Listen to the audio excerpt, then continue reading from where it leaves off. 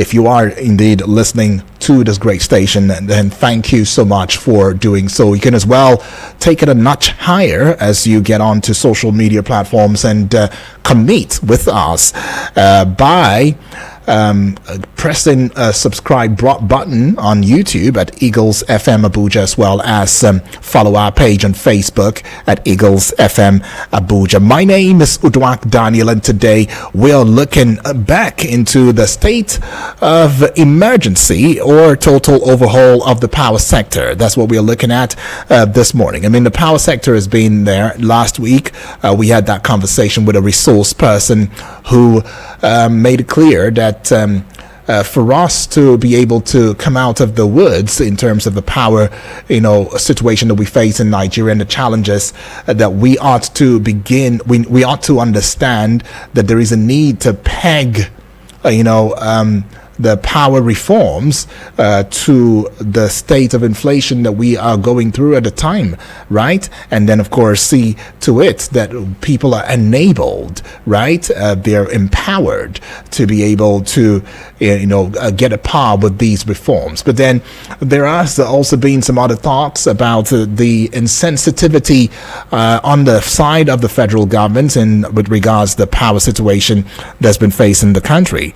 But then, what can we say? I mean, there has been other, concerns as well. But I'd like to, begin by bringing it into your eardrums the fact that the Nigeria power sector is facing quite a number of challenges. I mean, some of those challenges include the partial shutdowns of power plants, the financial mismanagement, inadequate service delivery, maybe by distribution companies, the legal actions such as debt recovery lawsuits and criticisms of poor performance, right, which highlights some of the sector's inefficiencies. Now, the recent 230% electricity tariff hike has sparked a backlash, right? Concerns over unjustified burden on consumers and allegations of fund diversion is part of some of the issues that was raised. But despite these challenges, the $2.3 billion Siemens power project, which of course started from the Buhari administration and has seen itself projecting into the Tinubu administration, where it aims to improve infrastructure as well as enhance power distribution in Nigeria. There are some bullet points that we might also want to consider, right? And one of such is the fact that in June 2022, Ministry of Power explained the then Ministry of Power, of course, had explained the diminished electricity supply was due to partial shutdown of the Oben power plant, and there was scheduled maintenance.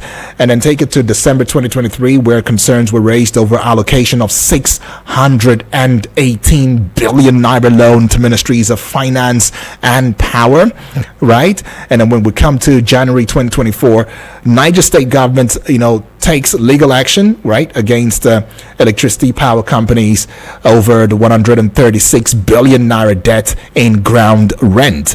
And April 2024, Niger State as well Commissioner for Power had criticized all of the electricity distribution companies, discos, for poor performance. In fact, he outrightly said that the power sector in Nigeria have failed Nigerians. That was exactly how he put it. But then when you look at still on April 2024, that was last month, this month, I beg your pardon. Yeah, the NERC directed discos to refund overbilled Band B customers amid tariff hike and mandates metering for unmetered Band A customers. Then in April as well, of course, the FCCPC urged NERC to enforce a cap on estimated bills and ensure compliance with required daily supply for respective tariff bands. I mean, this whole tariff band issue has become a thing the Nigerians are not finding funny. Nobody's finding it funny. I mean, if power is supposed to be generated and distributed, let it get to each and every one of us. That's what many Nigerians are saying. What's the place of the dichotomy? What's the place of saying that there are band A, does this mean that there are some persons who are more important than the other people? It just brings some concerns, in that regard. And quite a number of persons have also added their voice, to it. But then there is a development that also came down, and that development, of course, was seen in was it yesterday, if I'm not mistaken, or the day before, where Femi Falana, who's a senior advocate of Nigeria, threatened legal action against government over the 230% electricity tariff hike. He also cited unjust burden on consumers, right? And still, the NERC directed Discos to refund overbilled band A. Okay, I already, told you that. Now, there is also the issue of the Minister of Power emphasizing commitments to $2.3 billion Siemens Power project to improve infrastructure and power distribution in Nigeria. But I'd like to also bring yet another, development, as they unfold, right? Talking about the tariff hike as well, in the wake of the recent hike of electricity tariff for customers in Band A, and the Nigerian Society of Engineers, that's the NSE, have also called for stiff sanctions on electricity distribution companies, DISCOs, that fail to meet with the minimum 20 hours of supply to customers, right? So they've come out to saying that, hey, that the Nigerian Electricity Regulatory Commission should look into this. And if you also recall that, last week, the NERC had raised tariff for customers in Band A from 68 naira per kilowatt hour to 200, a whopping 225 naira kilowatt hour, leading to an outcry by affected customers. In fact, some persons have said that they have been overbilled, right? But there were also concerns about the need to meter. According to the NEC, instructing the DISCO, saying there's a need to meter all of the Band A customers. They must be metered. And then it brings also some concerns about, shouldn't everybody be metered? Why do we have to have a certain group of persons or group of customers, being instructed to meter? But then to have this metering processes so that they don't get overbilled. What about the others? Right? Don't they also deserve the same? But I'll be having a guest join us via phone call in the person of Mr. Agaba, Wilson Agaba. He's a business financial consultant, right? Is a business financial consultant and public affairs analyst. He's going to be talking to us. We'll be looking at this together, and we'll be talking about whether or not we should be having a state of emergency, or we should have a total overhaul of the power sector, in Nigeria as it stands at the moment. All right, Mr. Agaba, welcome to Eagles Outlook this morning. Thank you very much for having me. Yes, it's always a delight to have a conversation with you, Mr. Agaba. Same here. That's right. Well, Mr. Agaba, it's quite unfortunate that a country as large as Nigeria, with mineral resources to our left, right, and center, up and down, front and back. I mean, with a plethora of opportunities that we have, as well as the climate that God has placed us in the world map. We cannot harness the richness or the riches that we have in delivering power, to the citizenry. And it is also another thing of concern when you look at the fact that the DISCOs, right? The DISCOs in Nigeria have come out to saying that their inability to give the purported 20-hour power supply, particularly to Band A customers, is due to technical faults, right? They said it's a technical fault, and that other issues for the inability, to meet the Nigerian Electricity Regulatory Commission's, that's NERC's mandate. And customers have continually reported ongoing power outages despite the increased tariff. And this is leading to complaints of overbilling, and the government is on the other part threatening sanctions against discos, and while the NERC is urging customers to report non-compliance, when it was the NERC in the first place that had agreed to this increments, which of course is about a whopping 230% increment away from the 65. Come on. I mean, how do you place this? How does it come to you? Are we supposed to declare a state of emergency, or what exactly should it be for the power sector in Nigeria? Well, I want to quickly throw away the idea of state of emergency, because state of emergency is simply when you say, okay, let's suspend what the Constitution says about this issue, and then let's do everything we can to get it fixed. Right. Yeah, that becomes very important only when you have the leadership that is willing and able to deliver on that aspect. So, but if you look at what we have been doing under our normal arrangement of trying to provide power, where is the political willpower to do what is right before we talk about state of emergency?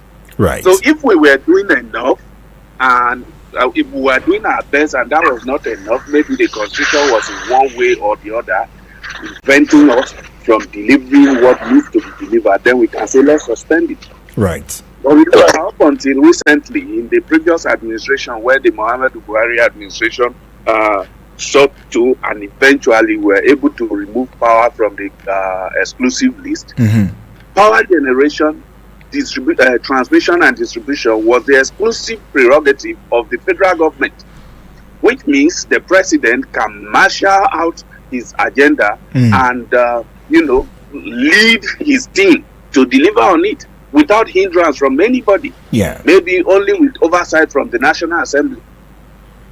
That is all. But we haven't done that. Remember the Obasanjo administration, the popular $16 billion that went down, that President Muhammadu Buhari became popular for the phrase, where is the power? All of that. So it is not about, for me, a state of emergency. Is just about the willingness to deliver service to the people, the willingness to make the governance and the government itself people-centered.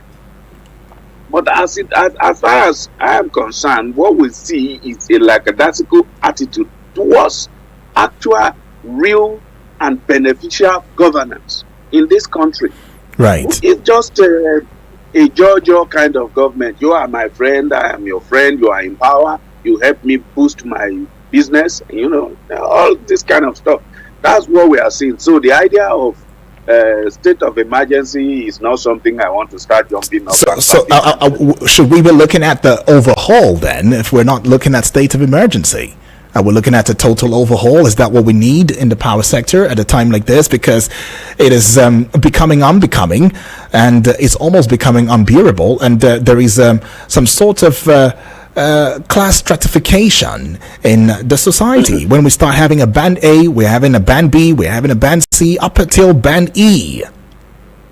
Which I even think that may be against our constitution.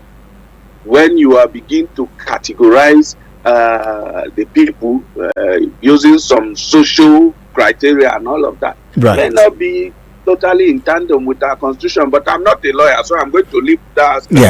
Understood. So maybe next time bring a lawyer and let's hear their perspective on it. But from the layman perspective, I think that may be against our constitution. Right, but that being said, that being said, I think that the billing system of saying, oh, we we have a band A, band B, band C. It is in itself exploitative. It is an aberration and shouldn't even exist. It is more like saying, oh, Utuak, because you live in Abuja and you are able to enjoy a more stable telecommunication service, right, I am going to charge you 100 naira per minute. But there's another person who lives in the village whose telecommunication service is mostly interrupted and all of that. I want to charge him 25 naira per minute. Or let's use another illustration. You're saying, Mr. Wilson, you make so much call in a day, so that maybe sometimes you are making call up to 5 hours in a day. Yeah. There's another man who makes call up to 30 minutes in a day. So I'm going to charge you, Mr. Wilson, for making calls for 5 hours in a day. I'm going to charge you 100 naira per minute. But that man who make call for 30 minutes in a day, I will charge him 25 naira per minute. How does that make sense? You sell the unit to us at the same price. Then, because I make more calls, I will exhaust my units. That's right. And then buy more. That way, I am spending more than the man that is paying for 30 minutes. Right. So why do you need to put us in bands? But let me take you to the place. If we even go on. If we even go to the issue of power provision, supply of power to the people in the different bands, are we seeing it? For instance, I'm in band B, and I think I should have up to 16 hours in a day. I can tell you categorically that in the last 3 days, I haven't had up to 10 hours. So can we make an excuse for them can we make an excuse for them that they are still in the place of the pilots, the pilot process now? No. We make excuse too much, and that is why we are here. We shouldn't. Okay, let me ask you a question. Right. I had the TCN saying that about 60% or so of those who are metered bypass the meter. My question to them is it the responsibility of the people to avoid bypassing the meter? Morally, yes. But in a business sense, in a secular sense, no. You are the one that prevents somebody from stealing your goods and services. Why didn't the telecommunication service provider leave it for us to decide not to hack their system and all of that? Why do they pay heavily for cyber security team? Because it is their job to make sure that I'm not able to put in any code that will make me start making calls for free. Right. So we should make the discourse understand this. If you don't want your power to be stolen, then invest in it. And you don't begin to charge me for what you have not provided. I mean, many Nigerians have said in finance, that's what we call investment. Yeah. It's a long-term investment. You get some money, you put into it, you expect cash flow periodically over a range of time, and then you recoup your money back, and then you start making profit. Quite sad. It is not the other way around. If you not make profit, then invest. Well, quite sad. Quite sad, because many Nigerians are also saying the same thing, that we're paying for darkness, and it doesn't seem as though it doesn't seem as though any change is occurring anytime soon. And then it brings us to the place of whether or not there is any rationale behind the over 230% tariff increment against the backdrop of a 1 trillion naira gain by power companies in Nigeria at the end of 2023. That was just at the end of 2023, a 1 trillion naira gain they made. And then shouldn't metering be universally accessible to all consumers? And what barriers exist to achieving this? Right? You see, I told you that the last time we had a conversation on this, I mentioned that the increase is as a result of removal of subsidy. Right. Up until now, I am yet. That day I told you I was going to try to figure out whether it's a total removal of subsidies or partial removal. I have yet to assess that information as we speak. But then, if you are trying to remove subsidy from everything that is subsidized for the citizenry, because you have a capitalist mindset, I understand, right? Mm-hmm. But even in a capitalist economy, the enterprises and corporations are also made to provide quality goods and services for the citizenry, to make sure that the citizens are protected. That's the concept of consumer protection. Right. So, is our government protecting us by letting these people charge us for what they don't provide? Mm. Now, I mentioned the issue of meter. Why are the meters so costly? Why are the meters so costly when they are not even smart meters? So, if we want to increase this tariff, and if we want to talk about, okay, pay for what you use, then by all means, we must eliminate 100% estimated billing. And to do that, we must do all we can to churn out meters en masse. If we need to secure the help of companies abroad to do it, let's do it. Then we can begin to domesticate it. So those who are producing at home, they can begin to increase their capacity. So every new home that is put on the grid has a meter. No house is connected to the power grid without a meter. And then from there we can say, okay, in order to protect your power, let's enact laws that are stringent about power theft. And then we can start talking, okay, let's make a long-term investment in smart metering.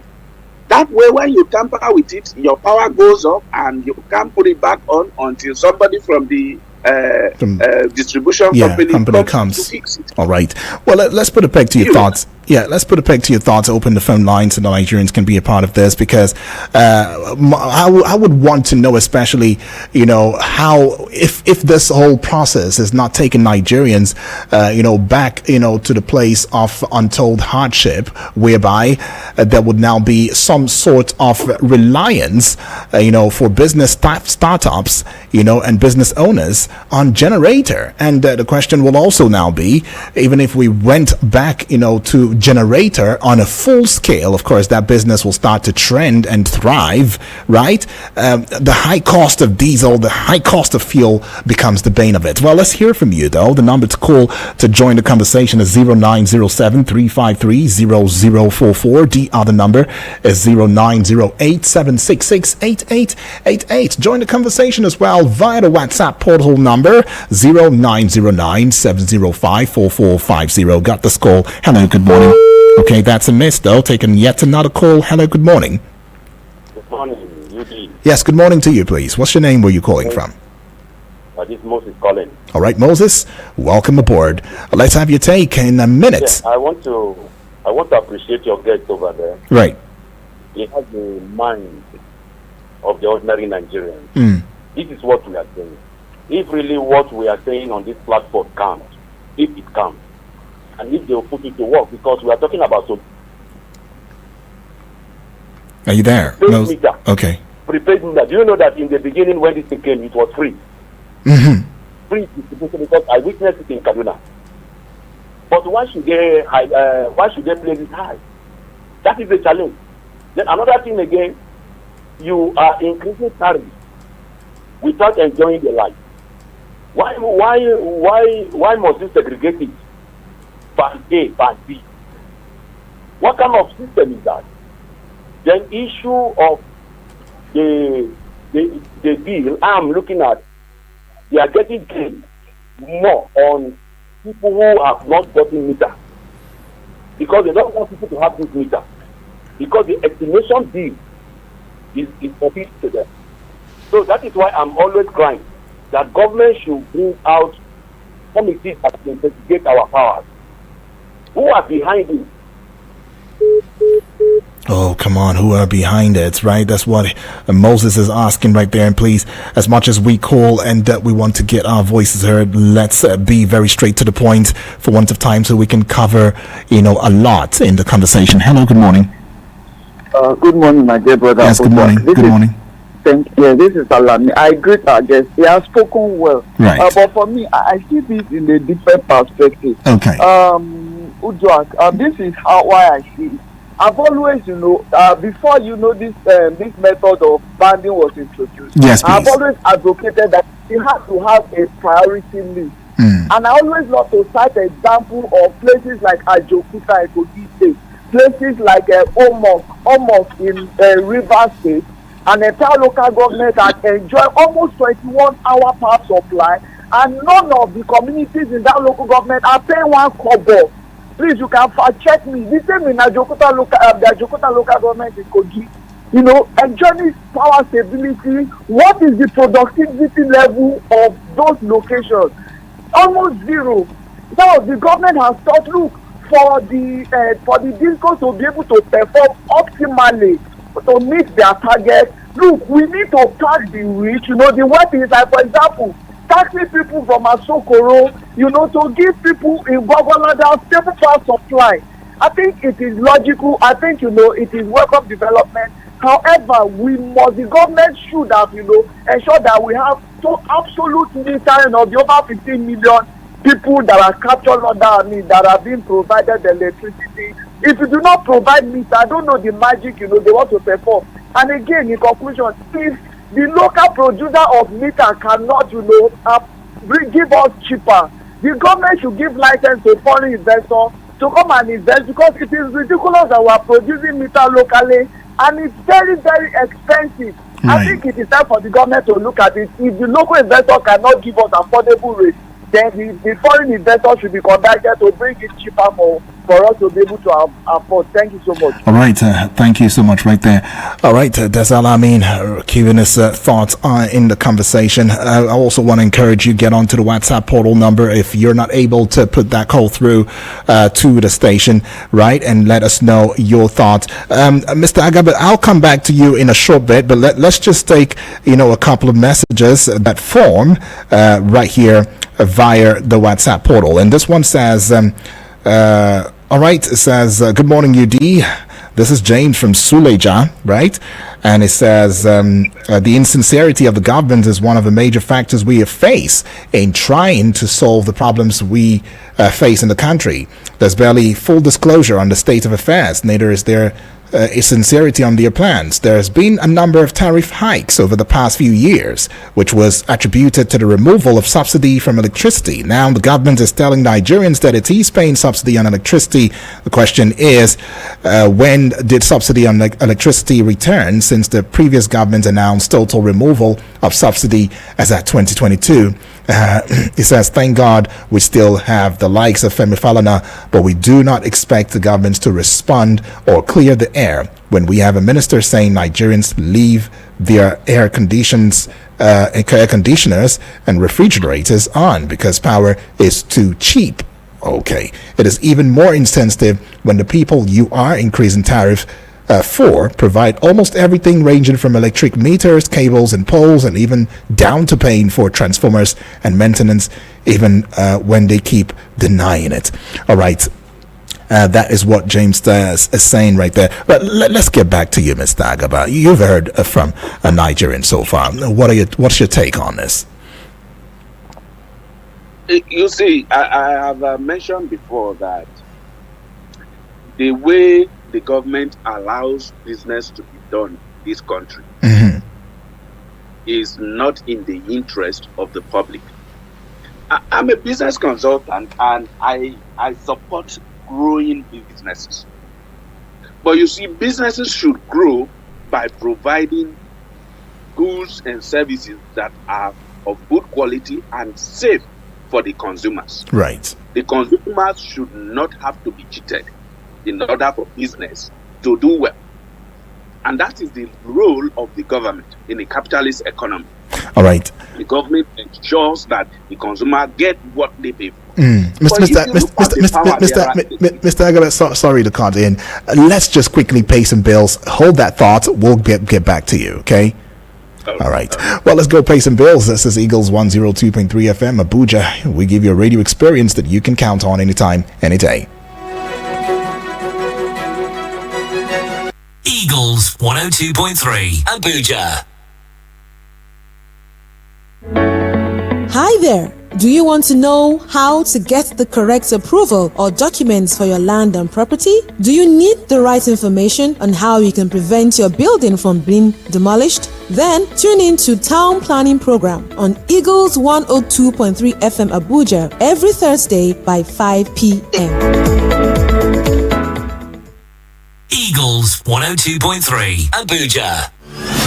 Through our research and policy memos, we have identified the challenges facing youth civic participation. Now, it's time to equip you with the tools you need to engage with government agencies and elected leaders effectively. Are you tired of feeling sidelined in the governance process? Do you want to make a difference in your community? Don't let your voice go unheard. Tune in to Eagles 102.3 FM Abuja every Tuesday at 11 a.m. on the Civic Marches and be part of the movement for a more inclusive, accountable, and transparent government. Our mission is clear: to bridge the gap between citizens and government, ensuring that public resources are located to address your priorities. The Civic Marches is sponsored by ProMed Foundation with the support of the Nigerian Youth Futures Fund, NYFF. Eagles 102.3 Abuja. Indeed, we are here, and yes, we never left. We're still having a conversation, and we're looking at matters that concern the power sector in Nigeria. We still have our guest who is connecting with us via phone call, right? He is in the person of Mr. Agaba Wilson Agaba. He's a business financial consultant and public affairs analyst. Mr. Agaba, are you there? I am here. Yes, you are sharing that thought. Apologies that I had to, cut you short on that thought. So let's go on with your thoughts. Yeah. No. It's a necessary one. That's right. That's the reason you are able to stay on air. Also, exactly. Thank you for your understanding. Yes. All right. So, like I was saying, the power sector has been, for the lack of a better word, what I would say have been immersed for a long time. I mean, the Niger State, State Commissioner, right? A commissioner in Niger State said that the power sector in Nigeria has failed Nigerians. In fact, said the government has failed Nigerians in that regard. Failed. He pretty much captured it, and that is because there have not been efforts in fixing these issues in the power sector. I am aware that the company suffers loss of revenue due to malpractices, which is mostly propagated and spearheaded by their field staff. But that is a corporate issue that the organization should invest in and fix. We are not going to stay on radio and begin to give them advice for free, even though you give them, they not even take it. But if they are having revenue leakages, which is their major challenge, they could fix it by investigating. You commission a consultant to look into this issue for you, investigate it and profile a solution, and then you implement. That's on the one side. But basically, they have not been made by the government to push towards making their service better. Right. I'll give you an example. You may live in a place where maybe they bring the power on, it stays for, say, 3 minutes or 5 minutes or 10 minutes, it goes off. Then they switch it off again, switch it on again. It comes on before you plug your phone, it goes off. It is not a deliberate action by the man manning that post. It is something that is not working well, that is stripping the power off. Right.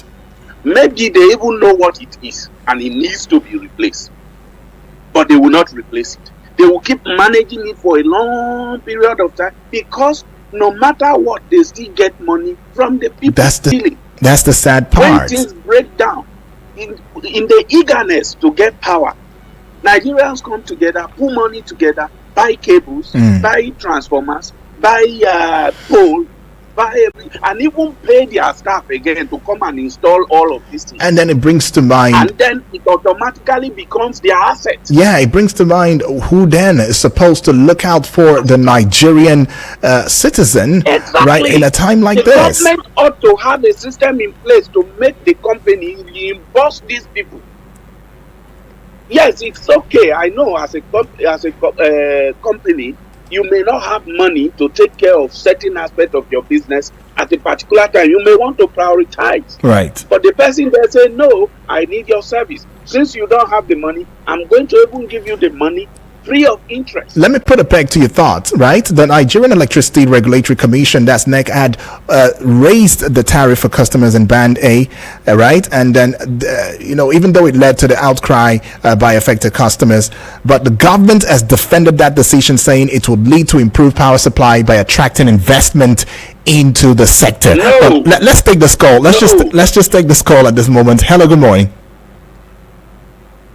Hello, good morning. Yes, good morning to you. What's your name, please? Okay, my name is Usman, calling from Garden. All right, very quickly, Iceman, let's hear you. Okay, yeah. First of all, let me appreciate your guest. Right. What I would say here is that, concerning this issue of electricity, what I would say here is that all this drama that they are telling us, I think they are just, let me say, ridiculing themselves. Because right from the privatization issue, I know that this is where we will end up. Because they will keep on increasing the tariffs, and then there is no light. So what I will understand here is that, or let me ask you this issue of policies that are, let me say, anti-people of this sector. For instance, remember the policy of Naira redesign, when some try to, let me say, sue the federal government because, so, is it that we, the citizens, we don't have rights, or the civil society, we don't have rights, that any policy that they brought, then it has stand. We don't have right to challenge them, whether in the to the Supreme Court. So that, for instance, it is our right to give us, let me say, warfare and all that. And so that is the question I wanted. Is it that we don't, or we just let me succumb to God? Okay. Whatever the thought, it stands. All right. Very well. The issue of fuel subsidy. Yeah. And again, why is it that it is only the IMF when IMF advised the federal government? Remember the subsidy of fuel, it is IMF that advised the remove. Even this one in January. Who advised? Sorry, who advised? Who advised? IMF. Okay. Go ahead. Yeah, go ahead. Thank you. All right, thank you so much. Right there, Mr. Agaba, are you there? You've heard the question.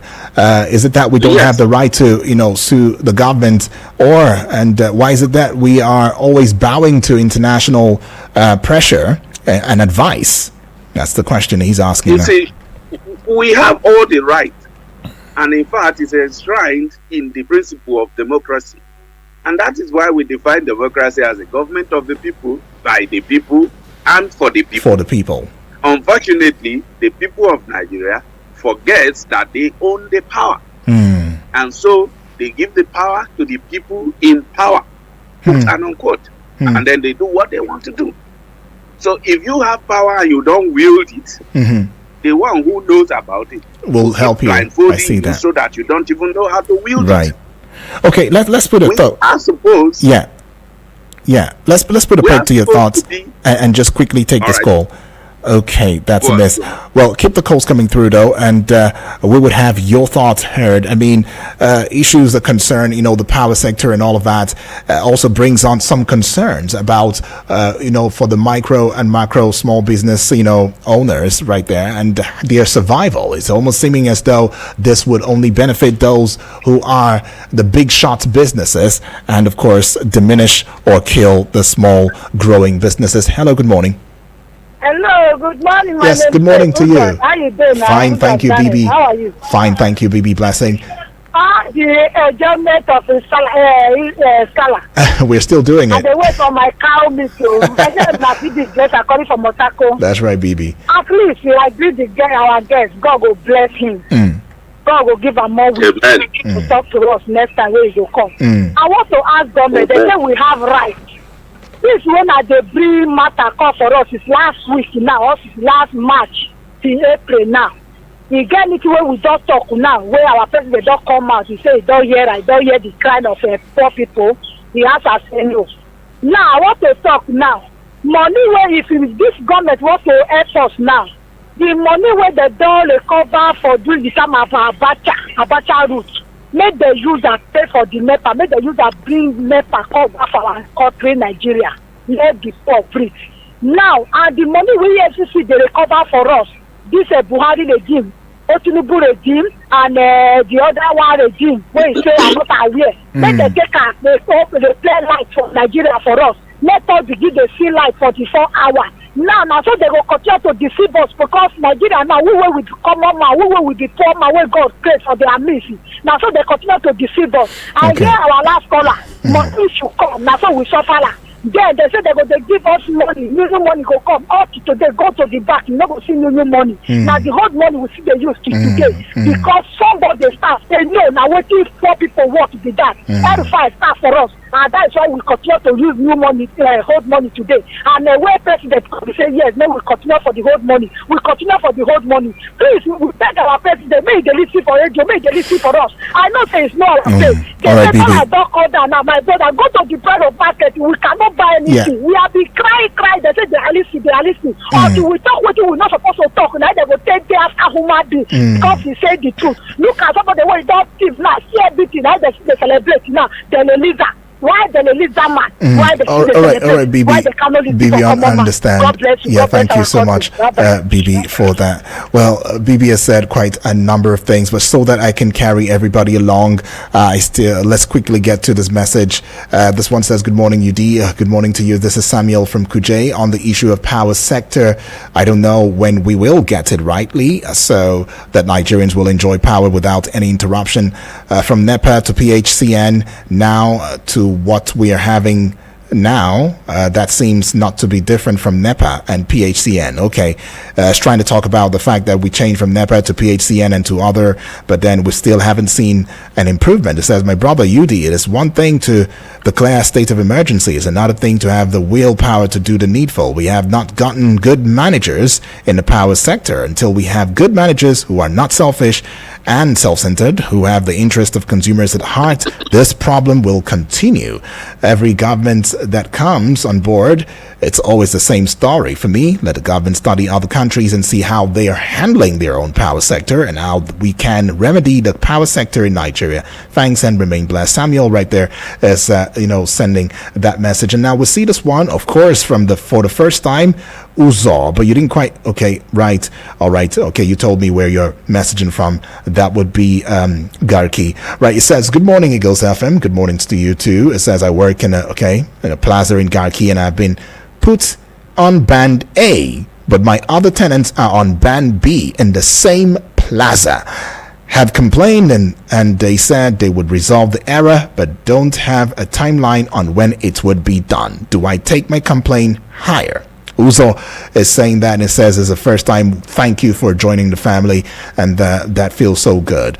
But let me also take this, and then of course we'll be on you in a short bit, Mr. Agada. Now this one says, Omoku and even Boni in River State and Ajaokuta in Kogi State enjoy 24-hour power because they are benefiting from private infrastructure put in place in those locations. Those infrastructures, not just power, but also roads, were put in place by private businesses and companies doing businesses in those areas. Isn't it ironic that the infrastructure put in place in a failed Ajaokuta steel factory is still in use and working? All right, Mr. Agada, is it ironic indeed? Oh, yes. You see, the level of unwillingness in the government of this country is abysmal. The government is never interested and have never been seen to be pushing towards excellence. It's usually what is convenient for us. You see our government shying away from long-term projects because every administration wants to have something that is credited to them, and every administration is a compensation of allies and friends and all of that. We have taken democracy and we have turned it upside down. We have bastardized it. That is what you are seeing. That is why when government gets involved in anything, it fails. You give that same thing to an individual and it works. That is because the individual, the private hands, they are there to put money and make profit. And so they make it work. Look at what we are discussing about the issue of metering and all of that. Yes. Now, when the telecommunication company came, they came with all the package. I paid not perfect at the time. And they started offering the service, and they started improving the service, right. And more people got on it. So how did we fall off? How did we fall off the tree? How did we fall off the tree? I mean, they came. I remember that time. There was a time where meters were given. I mean, you'll see that on polls. It was free. Yeah. And so where did we fall off again? That was an international organization. One international organization, was it the World Bank? I can't remember. Sometimes around 2012 or so. That's what you're talking about. But that's been fizzled out now. Right? That's been fizzled out. Even those meters have been fizzled out. They are like scrap now. A lot of the things that happen in that sector, you can't just understand it. But it all boils down to leadership. If the president stands up today and says this sector must be fixed in the next 8 years, in the next 5 years, but Mr. Agaba, do we need 5 years or 8 years? Isn't that too long a time to fix the power situation in Nigeria? I don't want to set too much goal because this is Nigeria. If we are talking China or one of these other countries, we know we won't be saying 4 years. This is something that in 24 months, you will see significant improvement. If you look at our procurement system, that is not something we should start talking about today. A lot of wastage of money through the procurement. You want to procure, there is a consultant who determines what to procure. Right. Then there's a consultant who tells you where to procure. And then there's a consultant who negotiates the price. And then there's a consultant who witnesses. Consultant. By the time you are done, 80% of the money meant for the procurement has been spent on consultancy, and only 20% is available for whatever you are supposed to procure. All right, very quickly. We have all of these inefficiencies in the system, and you need to weed them out in order for things to work. Especially to build trust, between the people and the government. But then the Senior Staff Association of Electricity and Allied Companies have asked the President Bola Ahmed Tinubu's government to reverse the 245% electricity hike, by electricity distribution companies right there. And as it stands right there, they have come out to saying that the government had not done anything in Nigeria's power sector to warrant such an astronomical increase in tariff, right? But what is even ludicrous, what is even laughable is, what makes it seem as though Nigerians are being taken for a ride is the fact that the infrastructure is not even there. Right? The ability is not even there.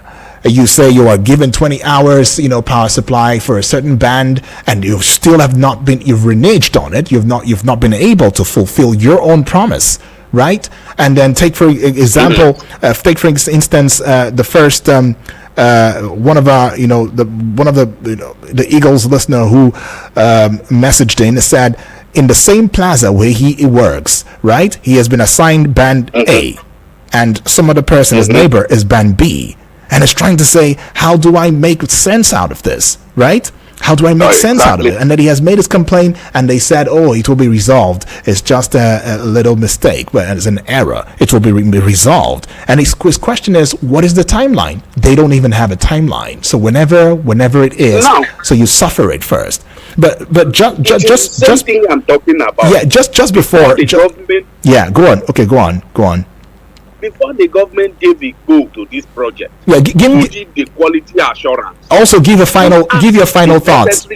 Yeah, give your final thoughts as you're giving your take. So what I'm saying is that before the government gave a go to this new project, tariff increase, band categorization and all of that, who asked the relevant question? How do you categorize? How do you maintain the category? In case of issues, how do you resolve? What will be the timeline? And all of these things, have they been properly looked at? How can you tell a man, I took your money unjustly, I am going to resolve it? but I don't care how long it takes. You can go to hell while I do what I want at my own pace. Where is that obtainable? I mean, where is the time value of my money? You know, so all of these things. Generally, what I think about our power sector, is not. Before you give your general thoughts, do you remember the Siemens project of during the Buhari administration? Well, they said they've come in now with the transformers and everything, and we are hoping that there'll be a change in the shortest possible time. And then the Zugeru power plant, the federal government is saying that the 700 megawatts will also be, has also been added. There's a test running for that. Let's just hope that some changes will be made. All right, in one sentence, Mr. Agaba. I think that all of our problem in the power sector boils down to leadership. Okay. And the president should stand up, roll up his sleeves, gather his teams, and get to work. That's all I can say for All right, thank you, Mr. Agada, for that one. And just to drop this one in, it says, good morning, Eagles FM. I work. Okay. I think I've taken that before. I'm just going to rush through this one. It says, good morning, Mr. Daniel. This is Mr. Uche from Abuja. It's obvious that the present administration has no plan to improve the power problem in the country. This is evidenced by the appointment of Mr. Adelabu, a banker and accountant, as power minister, instead of appointing a professional in the power sector as a minister. With the present occupier in the office, the situation is not going to improve. His utterances and actions have shown that he's not competent in that post, a square peg in a round hole. Well, thank you, Mr. Agaba, for joining the conversation. You are a business financial consultant and public affairs analyst. We appreciate your time. Thank you for having me. That's right. Well, this is where we call it a close, and thank you to Uche for that message, and thank you to each and every one of us that have also taken out time, to send a message in right there, and to you who sent a voice note. I'm sorry I can't take that one for want of time, but of course we will still continue to talk. We'll continue to bring it to your eardrums, bring it to the public space, so that we keep talking about this until the change comes. Look, the change will not come when we keep quiet, right? And we do